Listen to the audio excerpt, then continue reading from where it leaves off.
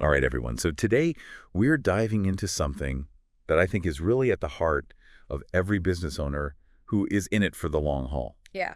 which is how do you build a company that doesn't just survive, but thrive?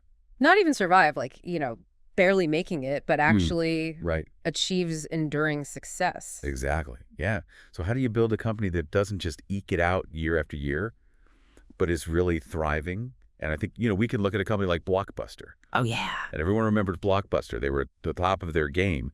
But what they didn't see coming was that Netflix wave. And so today we're going to help you spot those waves before they crash down on your business. That's right. And we're going to do it by tapping into a gold mine Ooh, I like it. of insights from the Brazilian startup scene, Okay. which is a really exciting place to be looking right now. So we are doing a deep dive today into Organizações Infinitas, which for those of us who don't speak Portuguese means It means infinite organizations. infinite organizations. I love it. Yeah, and this isn't just some, ivory tower theory. It's from three authors, Kruel, Borneli, and Franceschi, Okay. who are living and breathing the startup world. And they've seen what works and what doesn't. Means it all. Okay, so Organizações Infinitas, catchy title, but what's the big takeaway for me as a listener? Like, why should I care about building an infinite organization? Because the name of the game is changing so fast Right. that the old way of doing business just doesn't cut it anymore. Right. This is a fundamental shift in mindset. Okay. It's going from thinking short-term to playing the long game, and it's Right. going from resisting change to embracing it as fuel. So it's not about predicting the future. It's about creating a business that can basically roll with the punches. Exactly. And come out swinging no matter what gets thrown at it. Okay, I like it.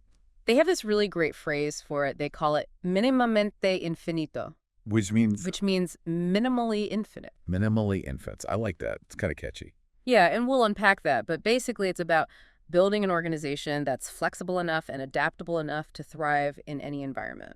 Okay, so how do I know if my business is maybe not on the right path to becoming one of these minimally infinite organizations? What are some warning signs? So we've established that building an infinite organization, that's the key.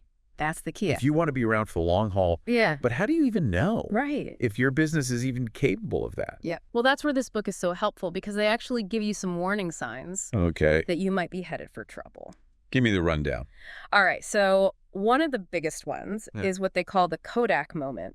The Kodak moment. Okay. So, Kodak, the photography giant, they basically ruled the film industry for decades. Totally. Yeah, film, cameras, everything. And here's the thing, Kodak actually invented the first digital camera. Oh, wow. They had the technology, Mm. but they were so stuck in their old profitable ways Right. that they completely missed the boat on their own innovation. Wow. Talk about a cautionary tale. Talk about a cautionary tale. And, it's that old saying, like, if it ain't broke, don't fix it. But in the business world, that kind of thinking can be deadly.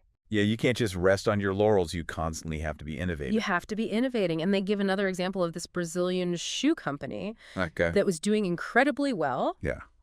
but they completely missed the rise of online shopping. Hold on. They just assume Everyone wants to try on shoes. everyone's going to want to come into our store, try on shoes. By the time they realized their mistake, a wave of online competitors had already, taken over the market. Wow. Yeah, it's brutal out there. So lesson learned, Yeah. don't be afraid to cannibalize your own business 100%. before somebody else does it for you. 100%. Okay. What's another warning sign? Another big one is if you have a culture that stifles innovation. And the authors use this a really great analogy. They compare it to overprotective parents who won't let their kid climb trees. Right. Like they're so afraid of their kid getting hurt that they prevent them from actually From actually growing and learning. developing. Yeah. So it's finding that sweet spot between, Yes. protecting your business, but also allowing it to grow and evolve. And that brings us to one of the most important concepts in this book is this idea of the infinite mindset. Okay. So tell me more about this infinite mindset. What is it, and how could it help me build a business that can weather any storm? So we talked about the warning signs of a business that's stuck in its ways, but how do we actually build one that is built to last? That's where this infinite mindset comes in, right? Yeah, the infinite mindset is all about embracing change, not just surviving it.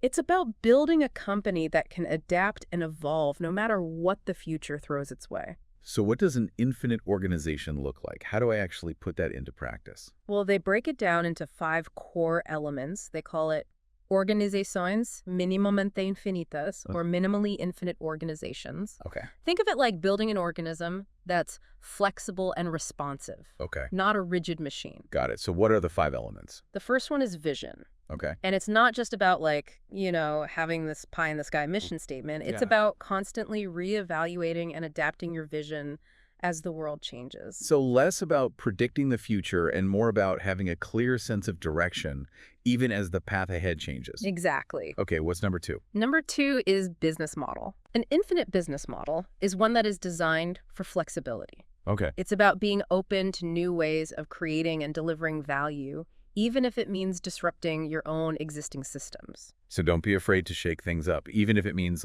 completely changing how you do business.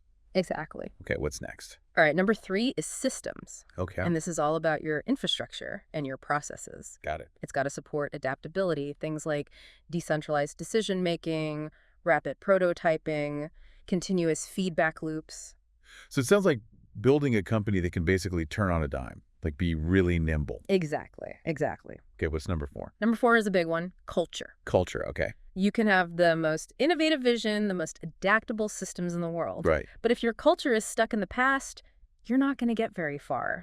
Yeah, how do you create a culture that actually supports this kind of innovation? They talk about cultivating a spirit of shoshin, which is a Japanese term. Okay. That means beginner's mind.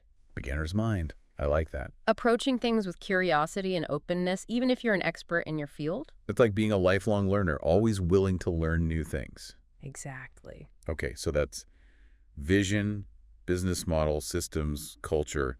What's the 5th element? The 5th one is strategies. Okay. And here's the thing. In an infinite organization, your strategies aren't these, set in stone 5-year plans. Right. They're more like multiple bets. Okay. A portfolio of potential paths forward that you're constantly testing and iterating on. Interesting. So less about putting all your eggs in one basket and more about experimenting and seeing what sticks. Exactly. They use this analogy of a surfer riding a wave. Okay.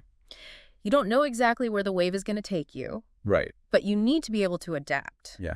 to stay afloat. I like that analogy. So to recap, Yeah. the 5 elements of a minimally infinite organization: Right. vision, business model, systems, culture, and strategies. And approaching all of those with flexibility, Yes. adaptability, and that beginner's mind. You got it. Building an infinite organization, it's not a one-time thing. It's not like a checklist you check off. Right. It's a journey. Yeah. It's constantly learning and adapting and evolving with the world around you. It's like future-proofing your business. Exactly. Making it as resilient as possible. And I think one of the things I love about this book is that it's not just about the how-to. It also Yeah. talks about the why. Okay. Why are we doing this? Yeah, it's got to be more than just making money, right? They talk about this idea of sustainable dignity. What does that mean? Building businesses that are good for people and the planet. So finding that sweet spot where purpose and profit can coexist. Okay. Where you can have a successful business, but also one that's making a positive impact on the world. 100%. I think that's a great place to wrap up. It's a really powerful thought to leave us with. Yeah. What can we all do today to start building that more infinite version of our businesses, the kind that is going to be adaptable, resilient, and make a difference? Absolutely. I think that's something we can all think about as we're going throughout our days and our weeks. Yeah, for sure. That's all the time we have for this deep dive. Thanks for joining us.